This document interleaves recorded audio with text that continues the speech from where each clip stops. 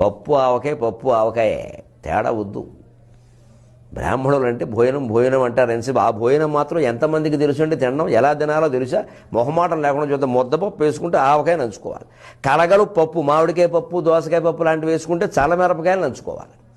కూర వేసుకుంటే పనసపొట్టు కూర సహా, వంకాయ కూర సహా ఏదైనా సరే అందులో గుమ్మిడిగా నంచుకోవాలి.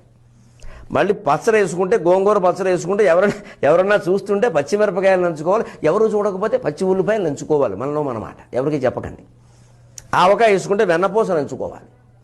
పులుసు వేసుకుంటే అప్పడాలు నంచుకోవాలి. ముక్కల పులుసులో ముక్కలతో పాటుగా అప్పడాలు కూడా నంచుకోవాలి. మళ్ళీ మజ్జిగలోకి ఈ ఆవకాయ బాబుతో తిన్న పిచ్చి అట్టి పెట్టుకుని అది మజ్జిగలో నంచుకోవాలి. మొత్తం మీద నంచుకుందుకు 4 ఎకరాలు, అసలు వాటికి 6 ఎకరాలు అమ్మేయాలి. జీవితం అర్థమైంది. ఏం తక్కువ విషయం అండి. తినడానికే ఇంత నైపుణ్యం ఉంటే వండడానికి ఎంత ఉంటుంది?